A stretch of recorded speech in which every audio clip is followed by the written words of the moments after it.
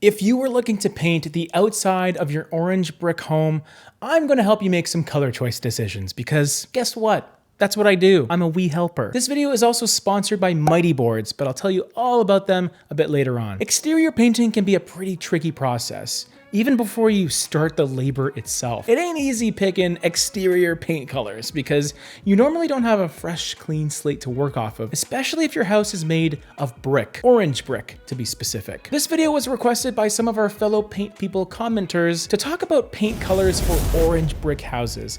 And I'm not surprised because it ain't easy. You have to worry about whether you should lean into that orange by going with warmer colors, or perhaps push against it with complementary colors that are perhaps cooler in nature.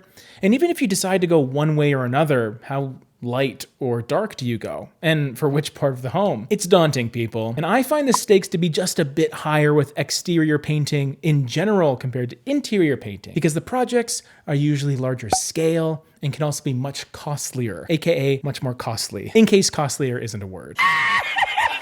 Typically, it's a bit easier to stick within the same color temperature, but by venturing towards blue and gray territory, it could make for a more visually dynamic color pairing. Luckily, I have both options for you today, so isn't that great?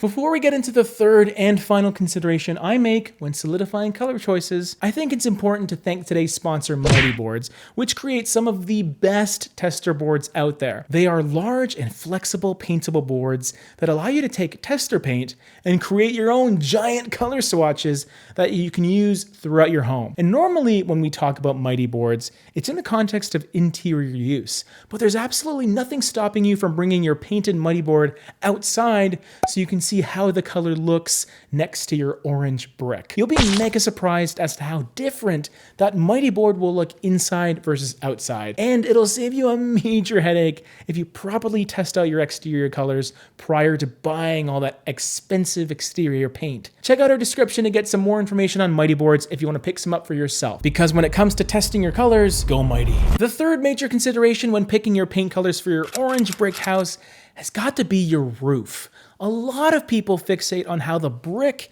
impacts paint colors, but your roof is going to be a major piece of the puzzle color-wise.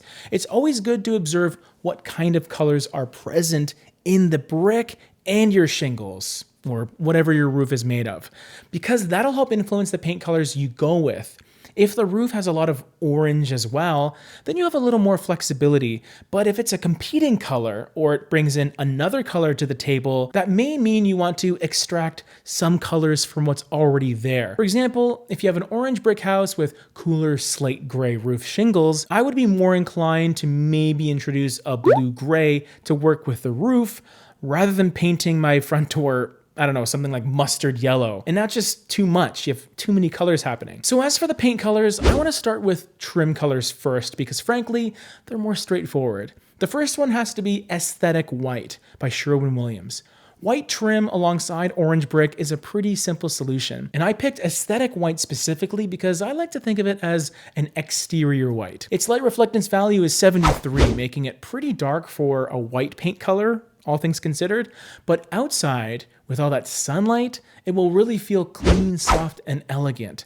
It also has a great balance of beige and gray, which is something that I look for in my exterior off-white. And it'll still look clean against the brick, but not too obnoxiously vibrant. My second option is a slightly deeper approach to trim, and it is a color that coordinates a little more tightly with the color of the brick. And even though it's called Fresco Cream, it's a bit less creamy and more of a tan color that has a bit of brown and a dash of orange as well. This is a darker trim color for sure, but it shouldn't feel very dark at all when you use it outside. This is definitely a more subtle approach to trim because it will sit around a similar level of depth to the orange brick itself. And it's also not orange, so there will be some color contrast there. It just has a subtle amount of orange in its undertones. If you're looking for a darker trim color option, you could perhaps go for something like Perfect Khaki, which has a 38 LRV and it's a taupe color. This is probably as cool temperature-wise as I'd want to get on my trim, because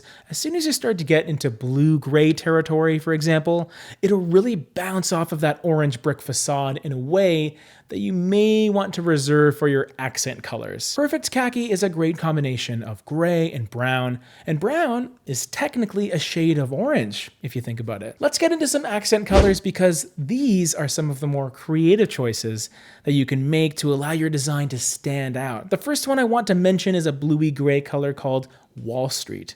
I try to classify it as a slate blue. While it really just feels like a very dark gray with some blue mixed in. It still falls within the neutral palette of colors, but next to orange brick, it will really show its cool undertones nicely. I still would reserve this color for front doors and shutters rather than trim or even garage doors because of that complementary nature. There is that dynamic relationship that those two colors have, so just use it in small doses, please. The second accent color is even more complementary because it utilizes a green undertone, which is nearly the polar opposite of orange.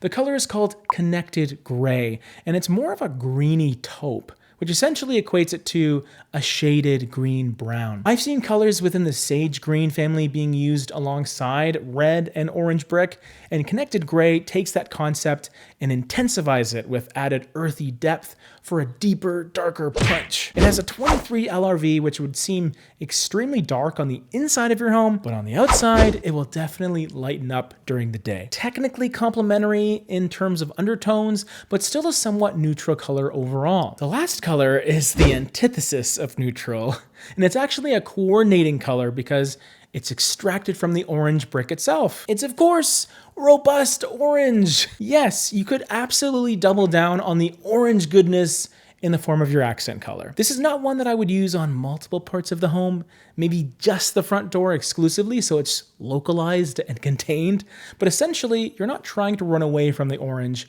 you're embracing it. I wanna show you my friend's front door